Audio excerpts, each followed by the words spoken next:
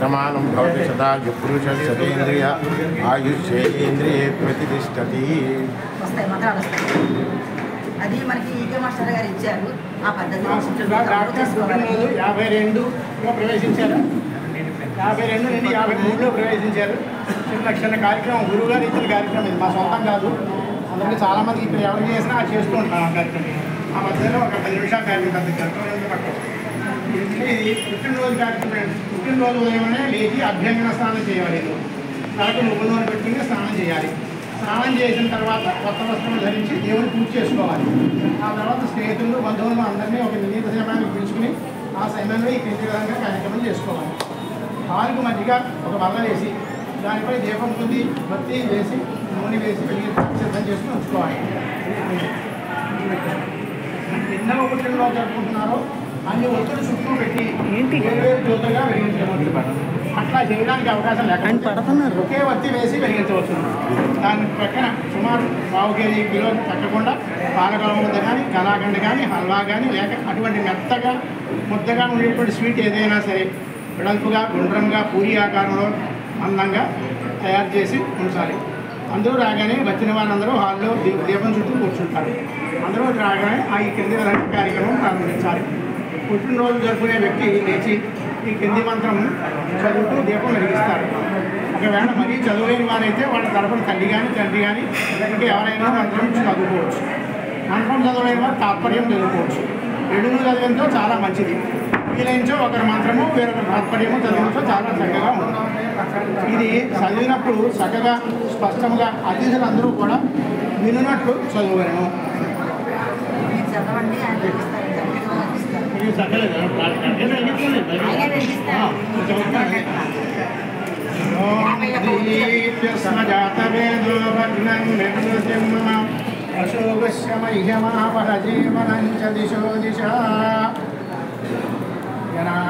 మంత్రం యొక్క అర్థం ఏంటంటే, ఓ జాతవేదులైన అగ్ని చక్కగా ప్రకాశవంతముగా వెలిగి మా అందున్న పాపమును చీకటిని పోగొట్టుము. చక్కని ఇంద్రియమును సుఖమైన జీవనమును మంచి దృష్టిని ఇమ్ము. ఈ మంత్రం చదివిన తర్వాత పాలలో తేనె కలిపి దీపం దగ్గర ఉంచవాలి. తేనె లేనిచో పంచదార వాడవచ్చు. దీపములకు నమస్కరించి ఈ మంత్రం చదవాలి. ఓం త్రయంబకం యజామహే సుగంధిం పుష్టివర్ధనం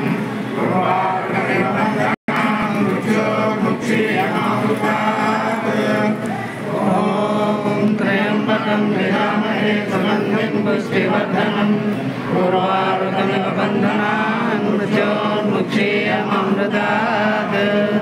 ఓం త్రయంబకం యజామహే సుగంధిం పుష్టివర్ధనం పూర్వారుకమివ బంధనాన్ మృత్యోర్ముక్షీయమామృతాత్. 3 సార్లు స్పష్టంగా నెమ్మదిగా చదువుతాను. చిన్నపిల్లవారైతే పెద్దవారితే చెప్పేవారు. ఇది అర్థం ఏమిటంటే, పుష్టిని వృద్ధి చేయనటువంటి మంచి సువాసన కలిగిన చేయనటువంటి మూర్తి త్రినేత్రుని మేము ఆరాధించుతున్నాము. వారు పండిన దోస పండును తొడిమ నుండి వేరు చేసినట్టు మమ్మ మృత్యువు నుండి వేరు చేసి అమృతత్వమునకు చేర్చురుగాక. అది ఈ మంత్రం యొక్క అర్థం. పాలు తేలి కలిగిన ఈ పానీయం తాను కొంచెం దీర్ఘంగా తీసుకుని చదువు తర్వాత అందరికీ దీర్ఘంగా ఇవ్వాలి. తర్వాత పూరి వలె సిద్ధం చేసుకున్న స్వీట్ పదార్థం మీద ఈ క్రింది వాయబడిన పద్ధతిలో చాకుతో అదే ఆకారంలో పాలు రాసి పెడతారు. అలాగే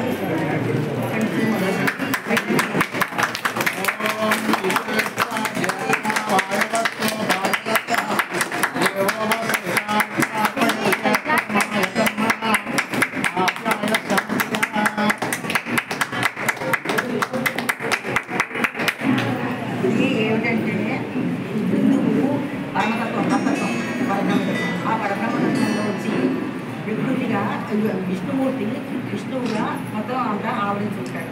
తర్వాత ఈ అడ్డంగా ఉన్నదంతా కూడా ప్రకృతి. ఈ ప్రకృతిని పురుషుణ్ణి ఆధారంగా చేసుకుని చతుర్ముఖ బ్రహ్మ 4వ పడిని మొత్తం సృష్టి చేశాట. అదంతా కలిసి ఓం పూర్ణమిద పూర్ణమిదం పూర్ణముచ్యతే పూర్ణస్య పూర్ణమాదాయ పూర్ణమేవాశిష్యతే అని ఇది నారాయణ యంత్రం అన్నమాట. ఇదంతా సృష్టి యంత్రం. అలాగా మాస్టర్ గారు మాస్టర్ గారు ఈ రకంగా మనకి ఇచ్చారన్నమాట. సృష్టిత్వం అంతా కూడా మనలో ఉంది, సృష్టి అంతా నిండి ఉంటుంది.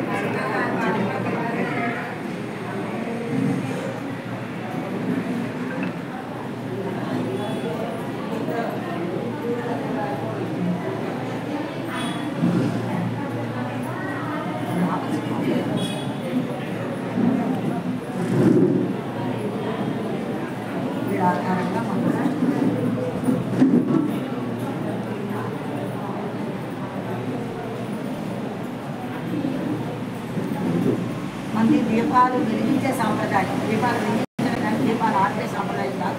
అందుకోసం ఎన్ని సంవత్సరాలు నిండితే అన్ని దీపాలు. మన డాక్టర్ గారికి 51 సంవత్సరం నిండి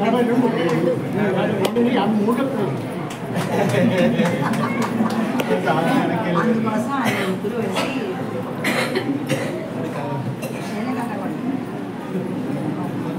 అంటే తల్లి ఒకటి సంవత్సరం ముందు తగ్గిస్తుంది.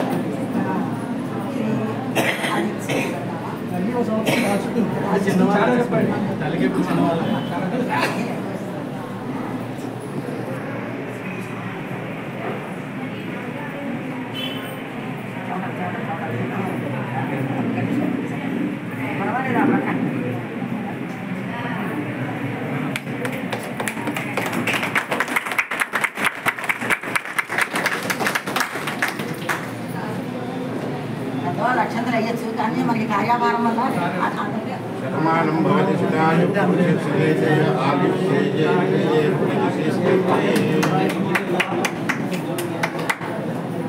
ఇలా సేవ చేసుకుంటారు ఇలా పెద్దవాళ్ళు వేయచ్చు కానీ ఎక్కువ సమయం తీసుకోకుండా అది డాక్టర్ గారు కంటే అందరూ పెద్దవాళ్ళు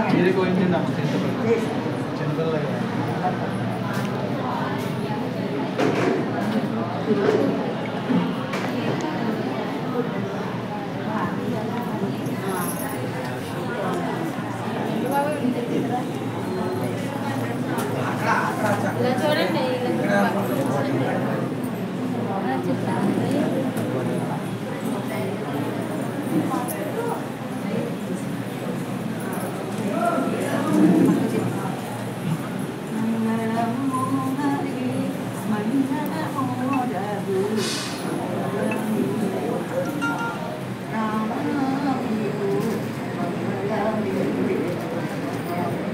సుందరి మహాలక్ష్మి సగసగరి చేరి